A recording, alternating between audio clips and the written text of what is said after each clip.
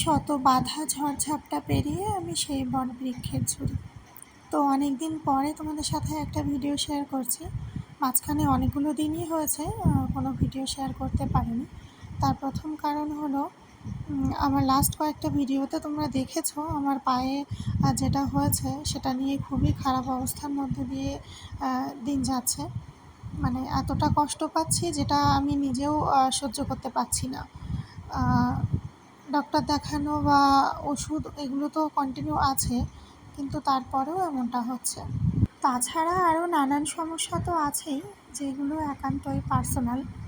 তো প্রথমে আমি বললাম যে শত বাধা বিপত্তি পেরিয়ে আমি সেই বটবৃক্ষের ঝুড়ি। কথাটা তোমরা কে কতখানি মানে বুঝতে পেরেছো আমি জানি না। এটা কিন্তু আমার নিজের মুখ থেকে পরিস্থিতি অনুযায়ী মানে বের হয়ে যাওয়া একটা সেন্টেন্স। হ্যাঁ, এটাই সত্যি। আর এটাই আমার সাথে ঘটে প্রতিনিয়ত, সবসময়। এর আগেও হয়েছে, এখনও হচ্ছে, হয়তোবা ভবিষ্যতেও হবে। চাইছি না, হয়তোবা এটাই আমার জন্যে বাস্তব। তার কারণ এটাই যে আমার সাথে না প্রচুর রকম মানে বাধা বিপত্তি এগুলো ঘটে, প্রচুর রকমভাবে হয়। তার কারণ এটাই যে আমি যখনই কিছু ভালো কিছু করতে যাই, সেটা কাজকর্মের দিক থেকে হোক, যে কোনো কিছু, মানে সেটাতে প্রচুর রকমভাবে বাধা বিপত্তি আসে। জানি না এটাতে কারোর কোনো খারাপ নজরের কারণে না আমার কর্মভাগ্যের দোষে, সত্যি আমি জানি না। কারণ আমার এডুকেশন লাইফে আমার সাথে যে পরিমাণ বাধা বিপত্তি এসেছে, একটা মেয়ে পড়াশোনা লাইফ মানে বুঝতেই পারছো, তা মানে কতই বা এজ আর তখন কী বা করি, মানে টোটালি স্টুডেন্ট লাইফ। তো যেভাবে সব রকম বাধা বিপত্তি অতিক্রম করে আমি আমার এডুকেশন কমপ্লিট করেছি, তো অনেকেই বলে মানে যদি মানে আমি হয়ে কমপ্লিট করেছি, না হলে আমার জায়গায় অন্য কেউ হলে সেটা যে কোনো অবস্থাতেই হয়তো তাদের স্টপ হয়ে যেত। তো হয়তো সেটাই বা সেরকমই হয়ে আসছে। তো দেখো, অন্য কথা বলতে বলতে না তো বললাম তোমাদেরকে গুড মর্নিং, আর না তো জিজ্ঞাসা করলাম তোমরা কেমন আছো।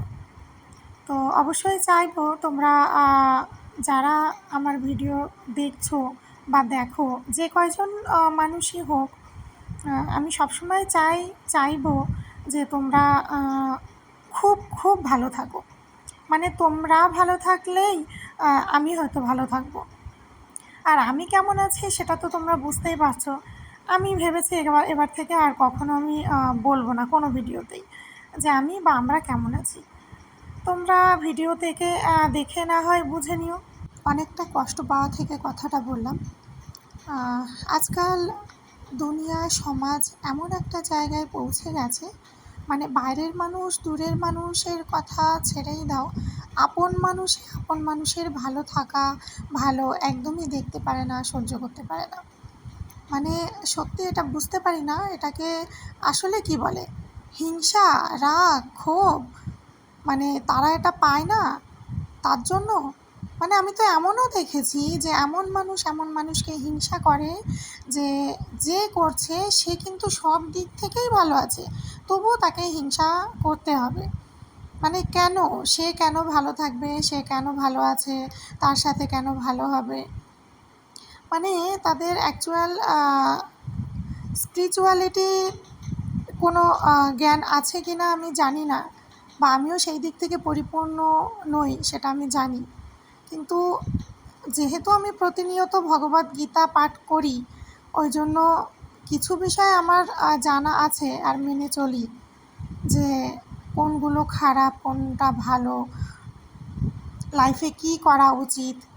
ডিটেলসে নাই বা বললাম, যারা ভগবদ্গীতা পাঠ করে তারা অবশ্যই জানো।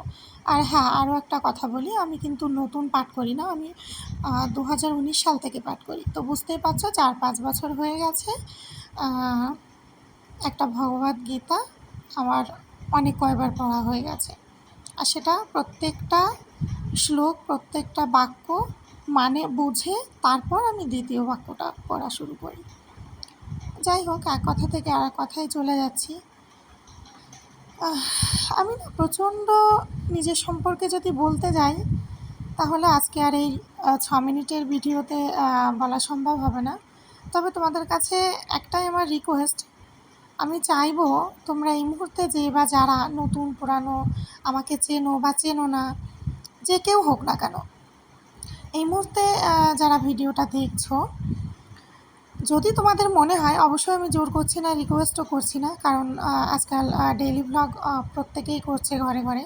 যদি তোমাদের মনে হয় তাহলে আমার চ্যানেলটা সাবস্ক্রাইব করে পাশে থাকতে পারো, একজন কাছের বা আপনজন হয়ে যেতে পারো।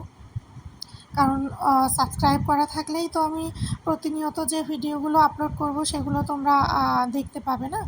তো তখন একটু একটু করে চাইছি যে তোমাদের সাথে মনের কথাগুলো শেয়ার করি। কারণ সত্যি বলতে না, এখন আর কষ্টের কথাগুলো বলার একদমই আমার কোনো জায়গাই নেই। যদিও এটা আমি আগে ভাবতাম যে না থাক, নিজের মধ্যেই লুকানো থাক, কার সাথে বলবো, কী বলবো। আর এখন ভাবি না, কিছুটা তো বলা যেতেই পারে, তাতে 2-1 জন মানুষ না হয় জানলো আমি আসলেই বা কেমন। তো আজকের ভিডিওটা এখানে এন্ড করলাম। তোমরা সবাই খুব খুব ভালো থেকো।